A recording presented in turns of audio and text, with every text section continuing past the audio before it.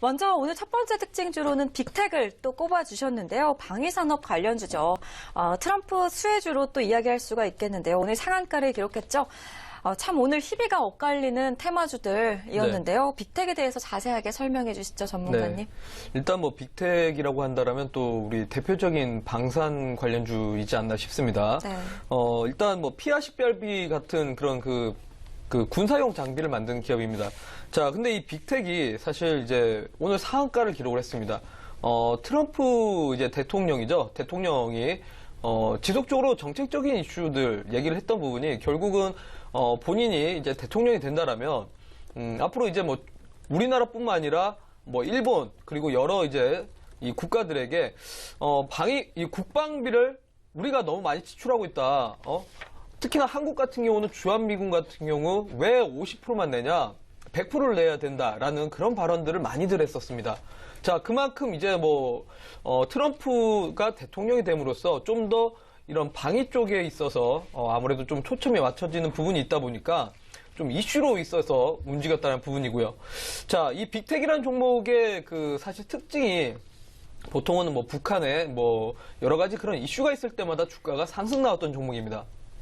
자, 근데 문제는 이 빅텍이라는 종목은 개인 투자분들께서 항상 급등할 때 사신다라는 게 가장 문제점입니다. 자, 사실 이 빅텍이라는 기업의 특징을 잘 아셔야 되는데요. 요즘에 기술적 분석 정말 맹신하다가 피 보시는 분들이 너무나 많습니다. 많은 분들이 그냥 주식을 하실 때 조금이라도 또 쉽게 배우기 위해서 주식이라는 게 사실 노력을 기울인 만큼 결과가 나오는 건데 주식을 조금이라도 쉽게 배우기 위해서 단순히 기술적 분석을 맹신들을 하십니다. 자, 그러다 보니까 시장이 하락 나올 때는 오히려 이 기술적 분석이 맞지가 않으면서 주식이 점점 힘들어지는 거고 차츰차츰 주식을 포기하는 현상들이 나오게 됩니다. 자, 하지만 기업에 대해서 좀 더 정확하게 아신다라면 분명히 이런 시장에서도 도움이 되실 겁니다. 자, 빅텍이라는 기업에 대해서 제가 잠시 알려드리겠는데 사실 이 빅텍이라는 기업의 특징이 매년마다 자사주 매매를 합니다. 자, 무슨 말이냐면 바로 최저점 매매. 그러니까 결국은 이 종목이 바닥에서 횡보를 할 때 자사주 매입을 해놨다가 항상 북한발 이슈가 있을 때마다 급등이 나오고 그때마다 자사주를 파는 현상들이 나온다는 거죠. 자, 이거는 전자공시에 보시면은 자사주 매매라고 해서 정확하게 공시가 되어 있는 내용입니다. 자, 그렇다면 문제가 뭐냐면 우리가 소위 말해서 이제 뭐 빼빼로 대회를 말할 때마다 빼빼로를 꼭 사게 되는 현상들 마찬가지입니다. 방산주라고 한다면 항상 빅텍이 떠오르는 이유는 많은 개인 투자분들이 이 빅텍이라는 종목 급등 나올 때마다 이런 종목들만 사다 보니까 항상 고점에서 물리게 된다는 겁니다. 자, 그렇다면 지금 오늘장에 상한가를 기록을 했지만 사실 뭐 급등 나왔을 때 아마 많은 분들이 또 따라 들어가셨을 겁니다. 자, 이런 종목들은 급등할 때 따라 들어가기보다는 오히려 바닥에서 미리 매집을 해놓는 게 좀 도움이 되실 거고 지금 이 종목을 보유하고 계신 분들 물론 지금 정치적인 이슈 때문에 단발적으로 올라왔지만 이런 종목들이 언제든지 급락이 나올 수 있는 부분이기 때문에 조심스럽게 대응하시라고 말씀을 드리도록 하겠습니다. 네, 오늘 장에서 특징주로 꼽아주신 첫 번째 종목은 빅텍이었습니다. 방산주들 좀 북한이 말썽을 부릴 때 주로 올라갔던 종목인데 오늘 생각도 못했던 현상이 또 나타났습니다. 트럼프 관련 수혜주로 상한가를 기록했던 모습이었는데요. 이런 종목들은 급등했을 때 따라잡으시면 절대 안 되고요. 바닥에서 매수하시는 걸 또 권유해 주셨습니다. 앞으로 좀 이 종목은 들고 계신 분들은 조심스럽게 대응해보라 이렇게 이야기를 해주셨으니까 참고하시기 바라겠습니다. 이어서 다음 두 번째 특징주 살펴보도록 하겠습니다. 오늘 두 번째 특징주로는 엘컴텍을 꼽아주셨네요, 전문가님. 핸드폰 부품 업체로 알고 있는데 엘컴텍이 몽골 등지에서 또 금광 자원개발권을 보유하고 있다면서요, 전문가님. 네. 그래서 금 관련주로 엮이면서 오늘 이 종목 역시 좀 상한가를 기록한 것 같은데요. 빅텍, 엘컴텍 뭐 이렇게 오늘 상한가를 기록한 종목들이 나와주고 있습니다. 오늘 이 종목은 또 어떤 특징적인 이슈가 있었나요? 네, 뭐 앞서서 설명한 것처럼 맞습니다. 일단은 엘컴텍이 지금 현재 사업을 진행하고 있는 거는 이 휴대폰 부품 사업을 진행을 하고 있습니다. 근데 이 엘컴텍이 과거에는 한성 엘컴텍이었죠. 한성 엘컴텍 당시에는 몽골 쪽에서 금광 관련된 그런 사업을 진행을 했었습니다. 근데 이제 사명을 바꾸면서 사업을 바꿨지만은 이 금광 관련된 사업은 아직까지도 이어가고 있다는 부분입니다. 포기를 안 하고 아직까지 이어가고 있는데 그러다 보니까 대표적인 뭐 금 관련주라고 이렇게 좀 엮여가는 부분들은 있습니다. 자, 일단은 지금 뭐 트럼프가 미국 대선에서 승리를 하게 되면서 아니죠. 오늘 장 초반에 지지율이 점점 높아지면서부터 해서 아무래도 좀 증시가 좀 폭락이 나오지 않을까. 앞으로 위험성 자산보다는 안정성 자산 쪽으로 좀 쏠리는 그런 성격을 보여주고 있었습니다. 자, 그러다 보니까 오늘 장중에 뭐 금 관련주라든지 또는 비트코인 관련된 종목들이 상승세가 나왔다는 부분이죠. 자, 대표적인 이제 뭐 금 관련주라고 한다라면 엘컴텍을 다들 대장주라고 생각하실 겁니다. 자, 그러다 보니까 오늘 상한가를 좀 기록을 했다라고 보시면 될 것 같고요. 자, 이런 종목도 마찬가지입니다. 앞서서 제가 빅텍이라는 종목을 설명드렸다시피 항상 이런 그 시장의 이슈에 따라서 종목들이 움직인다는 게 뭐 기술적으로는 사실 대응하기가 힘들다라는 거죠. 자, 그렇다면 이런 종목들이 어떤 기업적인 특성이 있는지에 대해서 좀 정확하게 아신다라면 언제 매수를 하고 언제 매도를 해야 될지에 대해서 좀 더 판단이 되실 것 같고요. 자, 이 엘컴텍에 제가 수급도 잠깐 뭐 짚어드리도록 하겠는데, 자, 결국은 이게 과거에 브렉시트 당시 때도 상한가를 기록을 했었습니다.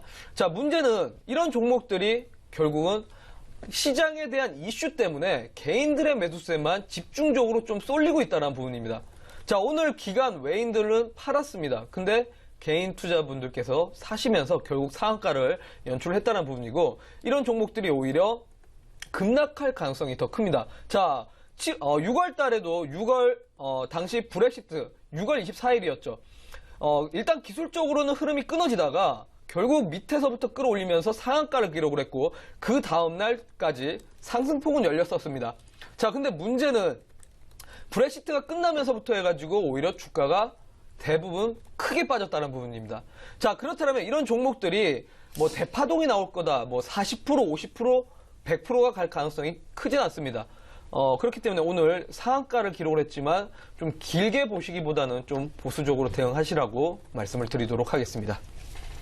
네, 오늘 장에서 두 번째 특징주로 꼽아주신 종목은 엘컴텍이었습니다. 핸드폰 부품 업체인데 또 금 관련주로 트럼프와 관련해서 좀 비교를 해볼 수가 있을 것 같습니다. 보합세로 출발했던 주가가요, 오늘 미국 대선 개표 현황에서 경합 지역인 플로리다에서 트럼프가 앞서고 있는 상황이 전해지자마자 바로 또 급반등했다고 하네요. 이 종목 역시 보수적으로 대응을 해보라고 이야기해 주셨으니까 참고하시기 바라겠습니다. 이어서 다음 세 번째 특징주 살펴보도록 하겠습니다. 오늘 세 번째 특징주로는 썬코어를 꼽아주셨네요, 전문가님. 네. 차트를 보니까요, 이제 좀 주가가 스물스물 올라올 때가 되지 않았나 싶은데 어떤가요? 오늘 장에서는 또 어떤 특징적인 이슈로 꼽아주셨나요? 네. 사실 이 썬코어라는 종목 제가 과거에는 그렇게 좋아했던 기업은 아닙니다. 썬코어가 과거에 이제 루보라는 사명을 갖고 있었던 기업입니다. 루보 사태라고 혹시 아시는 분들이 있을지 모르겠는데, 과거에 이제 정말 대사기꾼 사기 주가 조작을 통해서 엄청난 상승세가 나왔던 부분입니다. 자, 요거를 제가 과거 좀 차트를 한번 보여드리겠는데, 자, 일단은 과거에 보시면 이때였습니다. 2009년부터 해가지고 당시에 엄청난 상승세가 나왔습니다. 불과 과거에는 동전주였는데 단기간적으로 주가를 상당히 끌어올리면서 당시에 이제 좀 약간 사기 집단을 통해서 주가 조작을 했었고, 그러면서 이제 그 회원들이 계속해서 사게 되고 소문이 퍼지면서 많은 개인 투자들이 들어갔지만 그 다음날부터 해서 주가가 폭락이 나왔었던 종목입니다. 자, 근데 이 루보가 썬코어로 사명을 바꾸게 되고, 이번에 대표이사 최규선 씨가 이제 인수를 하면서 전기차 관련된 자동차 부품을 만드는 기업으로 좀 변모를 했습니다.